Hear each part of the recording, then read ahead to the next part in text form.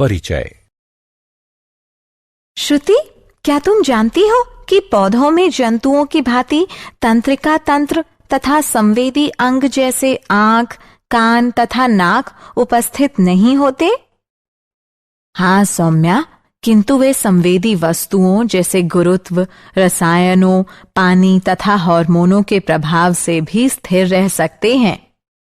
हाँ, अतः हम ये कह सकते हैं कि पौधे उद्दीपनों की उपस्थिति के कारण स्थिर रह सकते हैं तथा उनके प्रति अनुक्रिया कर सकते हैं।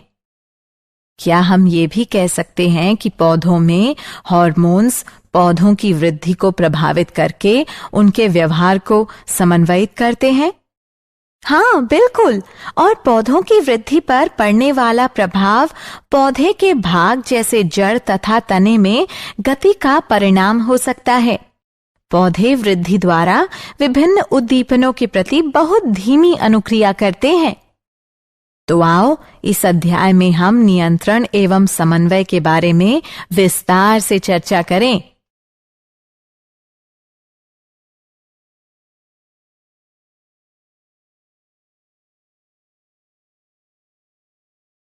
उद्देश्य। इस पाठ के अंत में आप निम्न करने में सक्षम हो जाएंगे: पौधों में समन्वय को समझना, उद्दीपन की तात्कालिक अनुक्रिया का पता लगाना, वृद्धि के कारण गति को समझना, पौधों में हार्मोनों का पता लगाना, दीप्तिकालिता तथा पुष्पन का अध्ययन करना, जंतुओं में हार्मोनों का पता लगाना,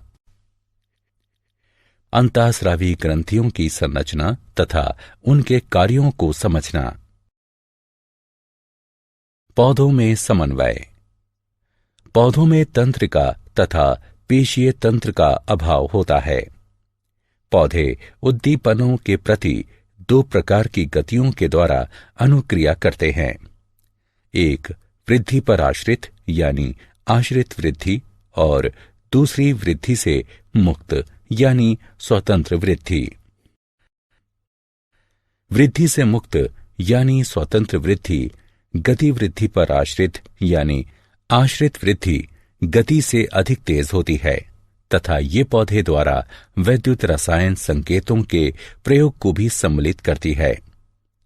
उदाहरण: छुई मुई पौधे की पत्तियां छूते ही मुड़ना प्रारंभ कर देती हैं तथा नीचे झुक जाती हैं।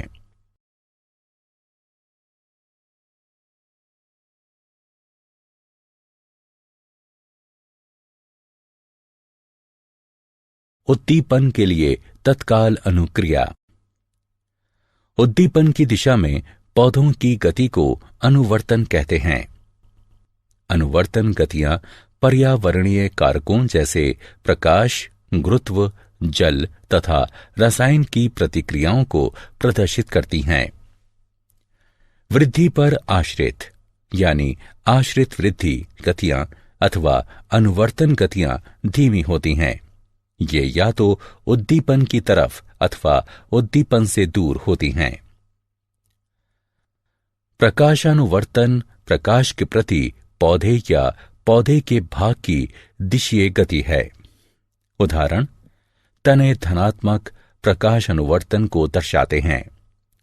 पौधे की जड़ों में ऋणात्मक प्रकाशानुवर्तन जबकि पौधे के तनों में धनात्मक प्रकाशानुवर्तन पाया जाता है।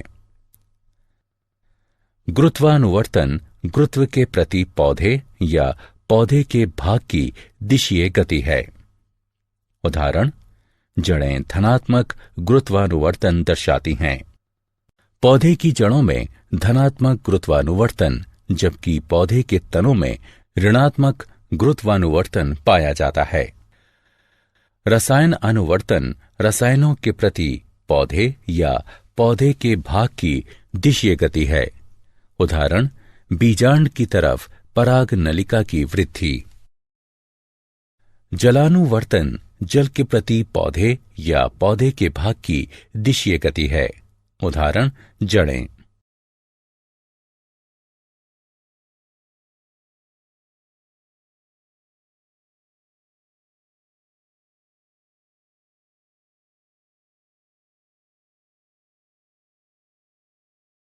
वृद्धि के कारण गति। जब प्रतान किसी आधार के संपर्क में आते हैं तो प्रतान का वह भाग जो वस्तु के संपर्क में है उतनी तीव्रता से वृद्धि नहीं करता है जितना प्रतान का वह भाग जो वस्तु से दूर रहता है। इस कारण प्रतान वस्तु को चारों ओर से जकड़ लेता है।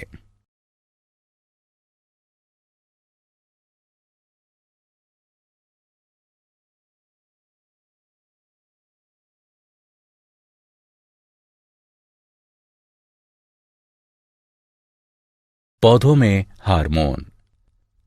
पादप हार्मोन या फाइटो हार्मोन ऐसे रसायन तत्व हैं जो कि पौधों द्वारा प्राकृतिक रूप से उत्पन्न होते हैं। जब ये कम सांद्रण में उपस्थित होते हैं तो एक या एक से अधिक कार्य की प्रक्रियाओं को नियंत्रित करने में सक्षम होते हैं। पादप हार्मोन तथा उनके कार्य निम्नलिखित सारणी में दिए गए हैं।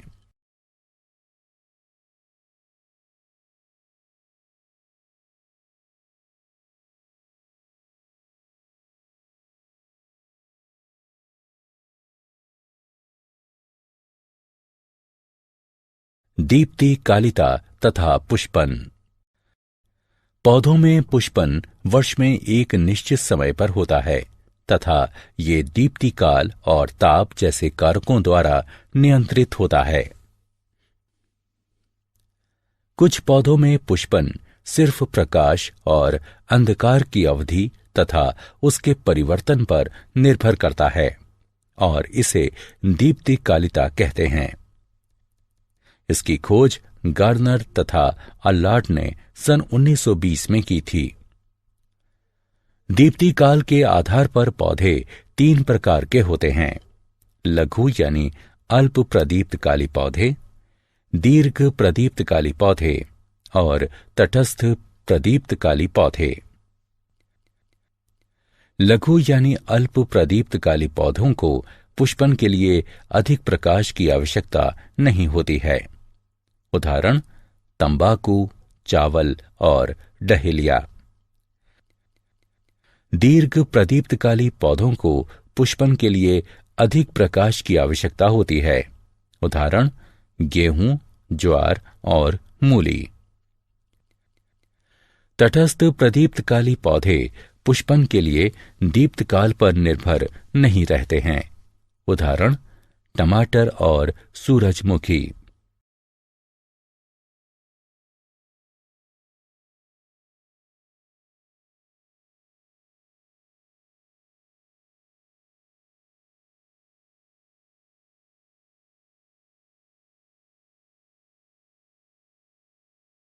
जंतुओं में हार्मोन। हार्मोन शब्द को बेलिस और स्टार्लिंग ने प्रतिपादित किया था। जंतुओं में हार्मोन्स अंतःस्रावी ग्रंथियों द्वारा उत्पन्न होते हैं और ये रसायन तत्व सजीवों की गतिविधियों और उनकी वृद्धि को नियंत्रित एवं समन्वयित करते हैं। जंतु हार्मोन वातावरणीय कारकों पर निर्भीत दिशीय गति नहीं लाते हैं, किंतु शरीर की संरचना को बनाए रखने के लिए विभिन्न क्षेत्रों में नियंत्रित वृद्धि को बढ़ावा देते हैं। जंतु हार्मोन्स और उनके कार्य तथा उनकी कमी से होने वाले रोग निम्नलिखित तालिका में दिए गए हैं।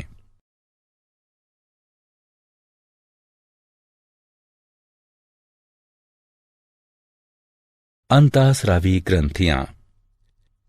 ऐसी कई अंतःस्रावी ग्रंथियां हैं जो कि एक दूसरे से स्थिति, संरचना तथा उनके द्वारा स्रावित हार्मोन एवं उनके कार्यों में भिन्न होते हैं।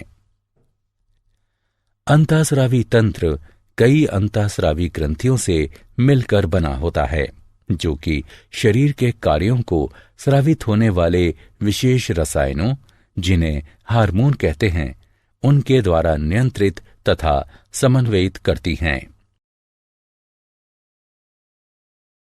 क्या आप जानते हैं थायराइड ग्रंथि मानव शरीर की सबसे बड़ी अंतःस्रावी ग्रंथि है। थायरोक्सिन की कमी के कारण शिशु में क्रीटेनिज्म यानी अवरोधित वृद्धि हो जाती है, जिसमें शारीरिक, मानसिक और जनन वृद्धि रुक जाती है। भोजन में आयोडीन की कमी के कारण घेंघा रोग हो जाता है, जिसमें गर्दन सूज जाती है।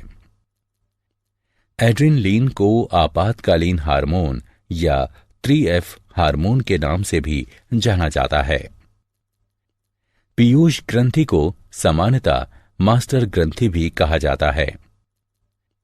वृद्धि हार्मोन की कमी के कारण बौनापन हो जाता है, जबकि इसकी अधिकता से जाइगेंटिज्म यानी अतिकायकता हो जाता है।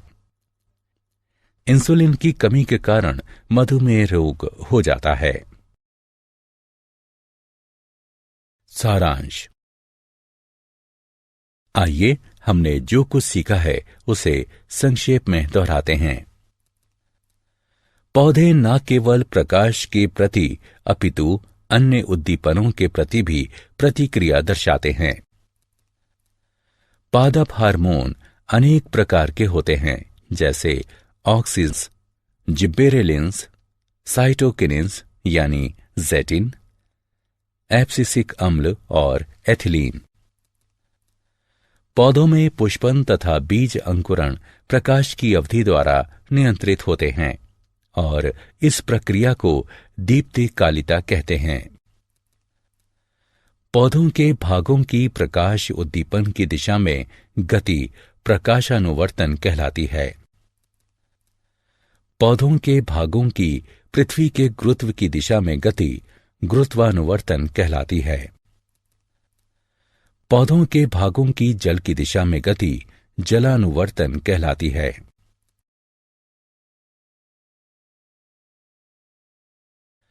अंतःस्रावी तंत्र अंतःस्रावी अथवा नलिका विहीन ग्रंथियों से मिलकर बना है, जो कि हार्मोन्स का स्रावण करती है।